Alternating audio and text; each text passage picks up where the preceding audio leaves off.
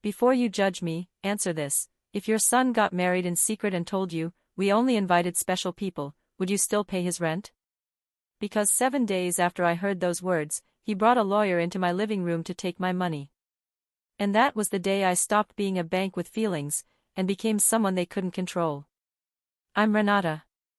I'm 72, and this is the day I chose myself over people who called me family. When I picked up the phone to ask my son Max about his wedding date, my daughter-in-law Lena looked me in the eye with a calm, chilly smile and said, "Oh, we already got married yesterday. We only invited special people." The words were ice. Special people. I had paid their rent for 3 years. I bought the couch she was sitting on, the groceries they ate, the plates they used. I had a pale pink dress hanging in my closet, shoes to match, carefully chosen to look nice in photos I would never appear in. I had saved up to gift them $1,000 on that big day. I had called my sister in Chicago to tell her the good news. I had cleaned my house from top to bottom, imagining we'd celebrate afterward. And instead, I learned my son married without me. And I was not a special person. Max finally looked up and mumbled, "Mom, it was intimate, just us and 2 witnesses." It would have been easier to believe if I hadn't already seen the photos on social media, her parents beaming, her brothers with champagne, Lena in a white dress I'd helped pay for last month. I stood there in my own living room, holding my phone like it weighed 1,000 pounds, while my son avoided my eyes and my daughter-in-law got cozy on the sofa I bought. A week later, my phone rang. Lena.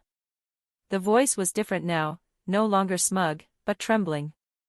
"Renata, the rent is overdue. The landlord is pressuring us. You forgot the transfer." The audacity made my chest go quiet. All the times I had run to the bank.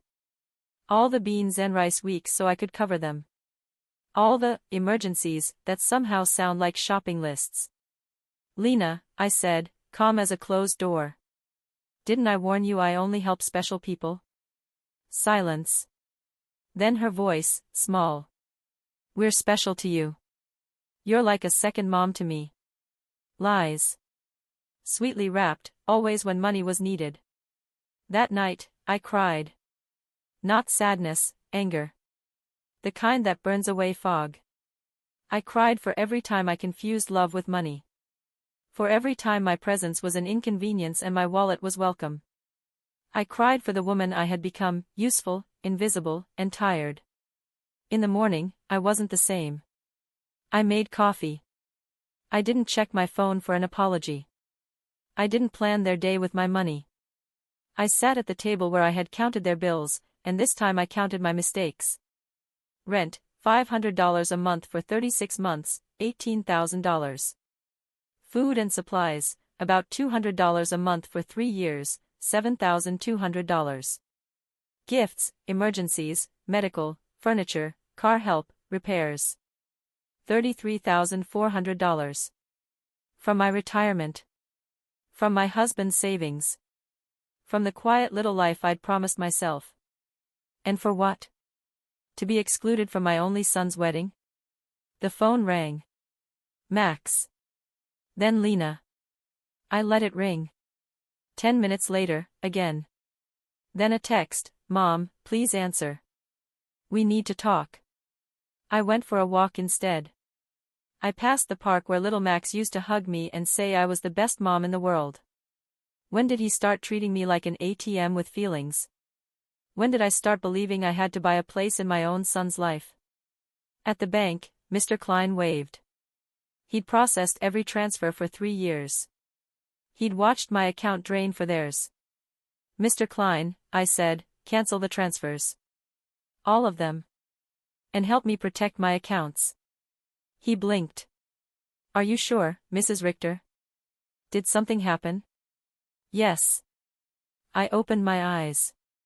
While he processed the changes, my phone buzzed like a trapped fly, Max, then Lena, then Max again. I turned it off. When I stepped back onto the street, my steps felt lighter. The money in my account was finally mine. I was not a resource. I was a person. I went home smiling, until I saw 3 cars in front of my house, Max's, Lena's, and one I didn't recognize. Through the window, I saw movement. They had keys. Of course they did. I had given them keys because I thought love meant access. I took a breath and pushed open the door. Max on my sofa, head in hands. Lena pacing.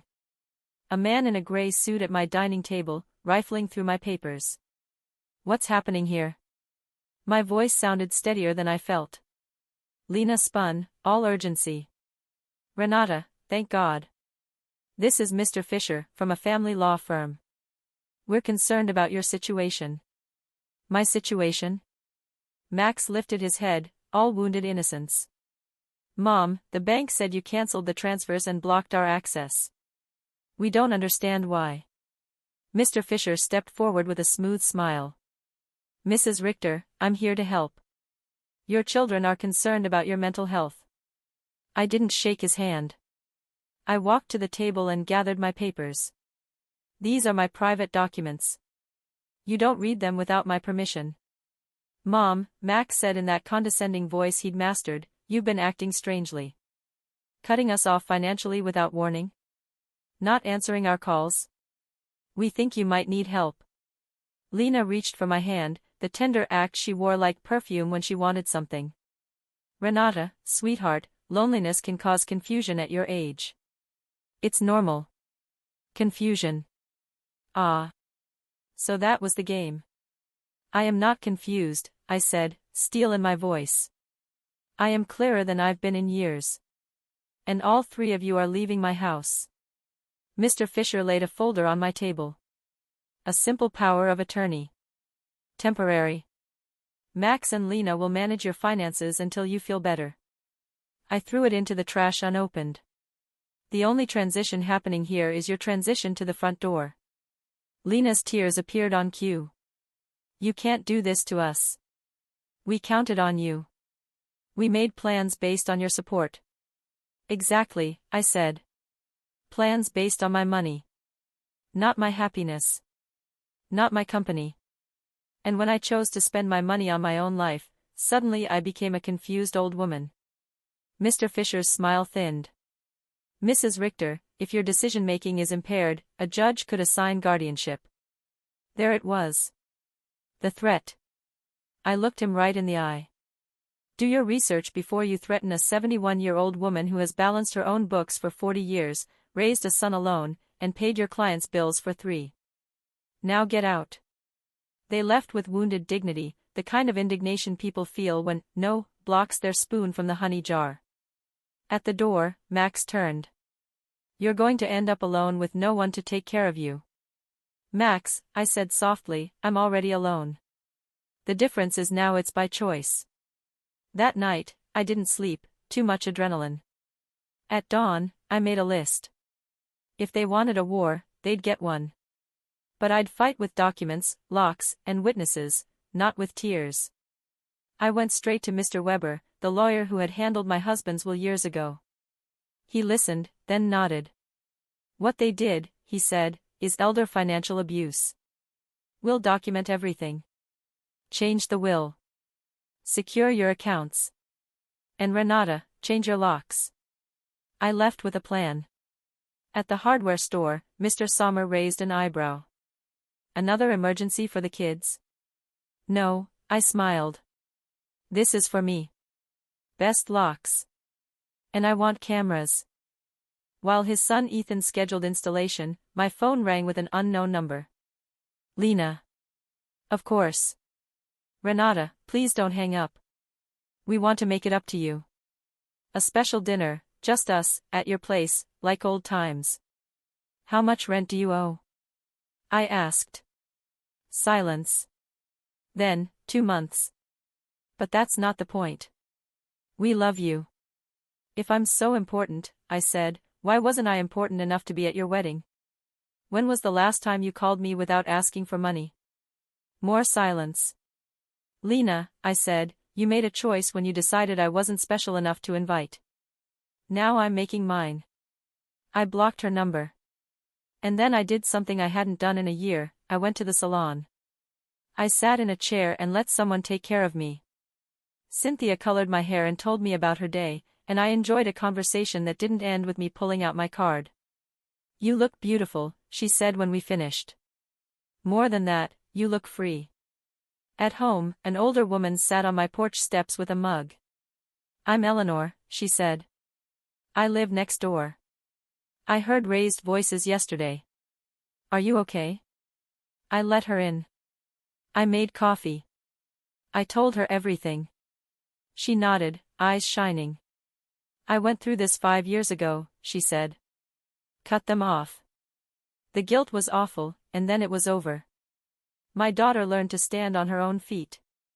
Now we're close, really close. Not because of money. Do you think Max will ever understand?" "Maybe," she said. "But that's not your job anymore."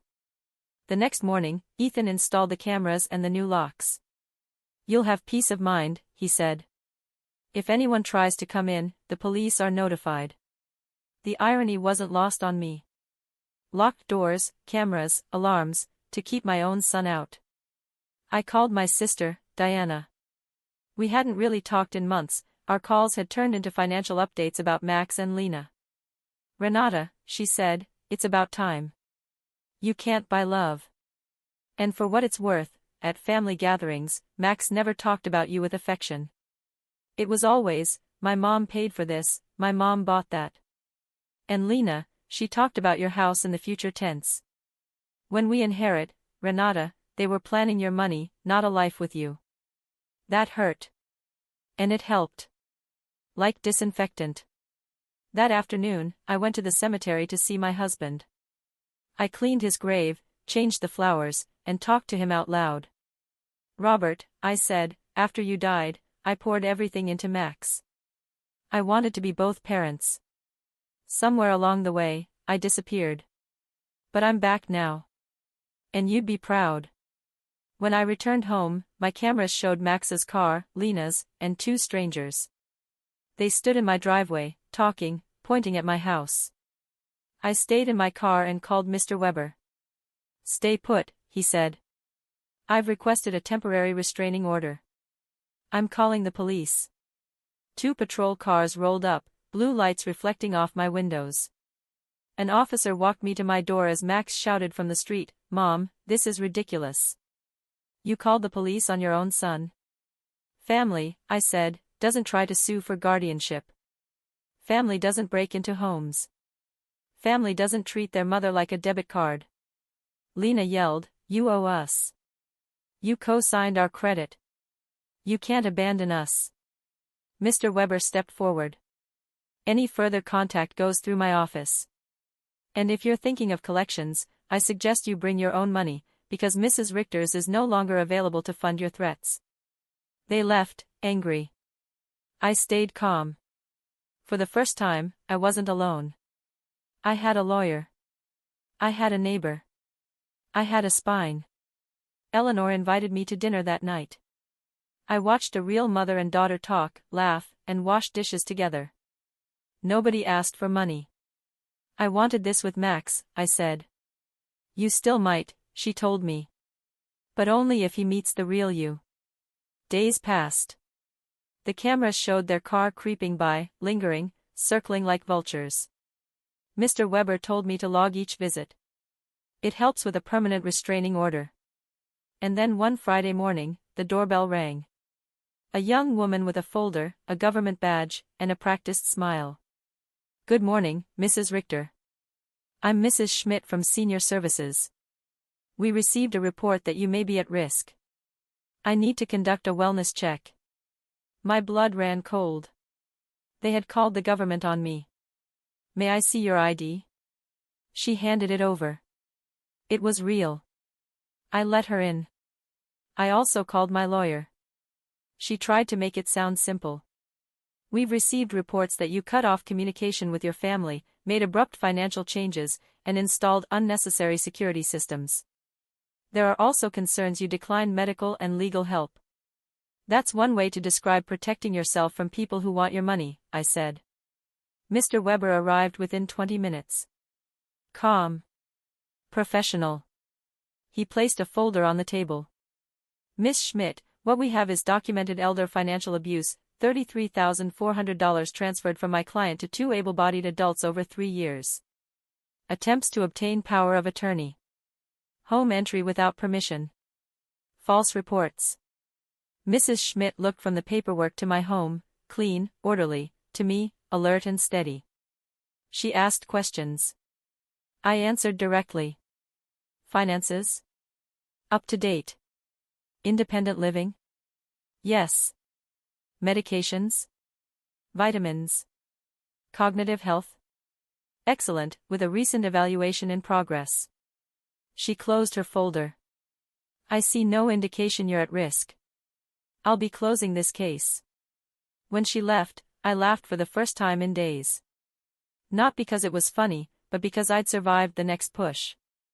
Renata, Mr. Weber warned, they're desperate. The next step is a lawsuit for incompetence. It's expensive and ugly, but they might try. They did.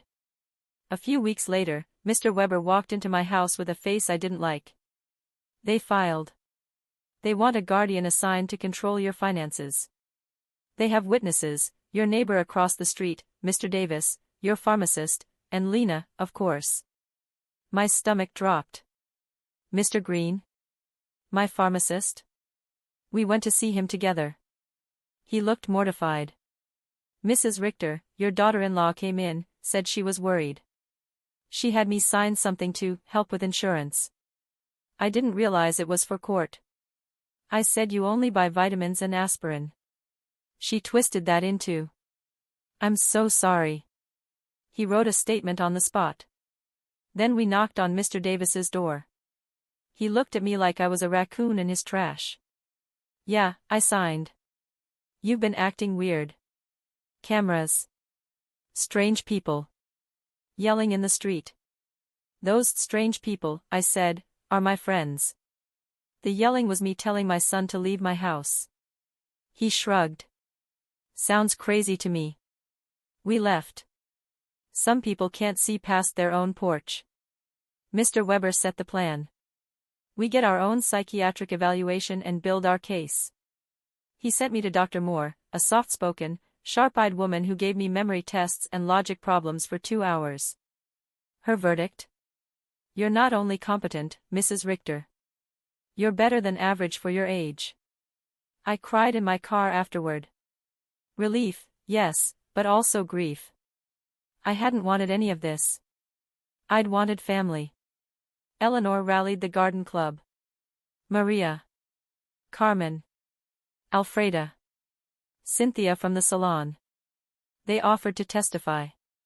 You're clearer than most 40-year-olds I know, Cynthia said. Alfreda, wise at 80, squeezed my hands. True love can't be bought, dear. If you had to pay, it wasn't real. That night, I grieved for the son I thought I had.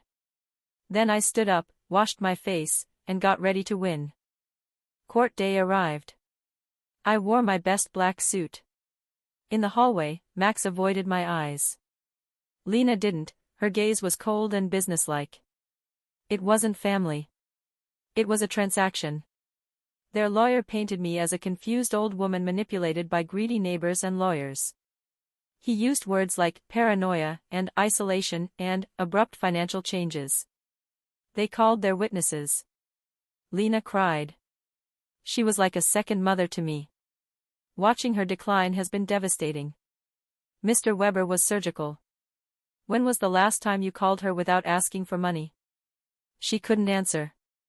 Is it true you married without inviting her? It was small, she said. Is it true you told her you only invited special people? Those words were taken out of context. Please supply the correct context for telling your mother-in-law she isn't special. Silence. Max tried to sound reasonable. She's changed. She cut us off without warning. She's being manipulated.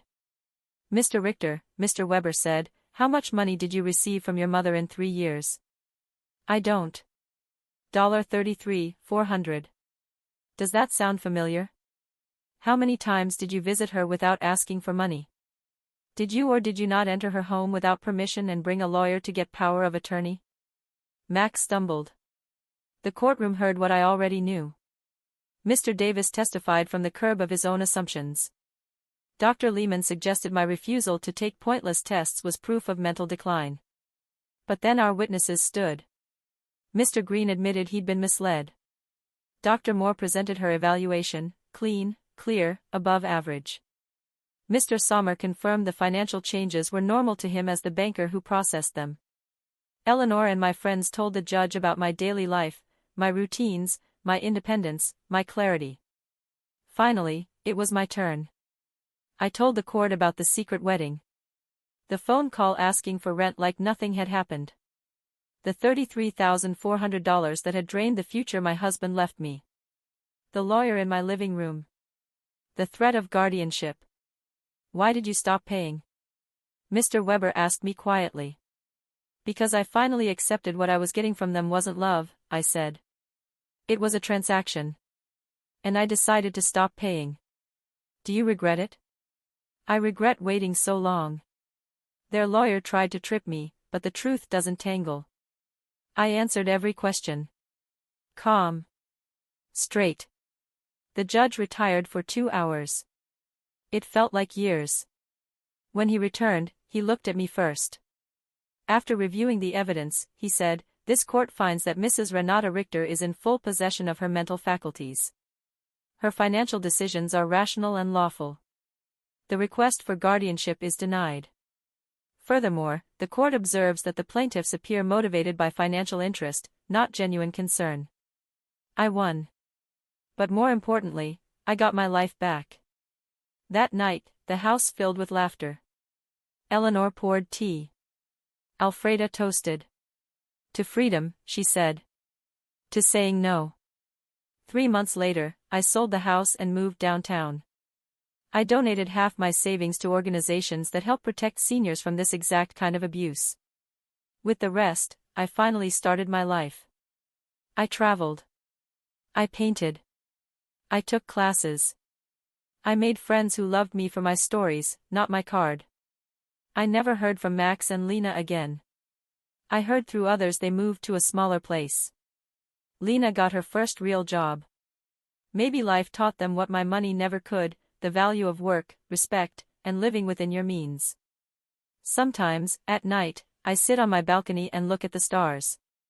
I think of the woman I was a year ago, nervous, eager to please, buying my place at a table where I was never truly welcome. That woman is gone. In her place is someone who knows a simple truth: true love doesn't have a price tag. And freedom is worth every uncomfortable no it takes to keep it. My name is Renata. I'm 72. And the most important person I have to love and protect is me. If this story hit a nerve, tell me, what would you have done in my place?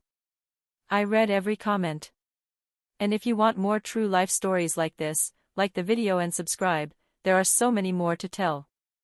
And if you're someone who needed to hear this today, you're not alone. You get to choose you.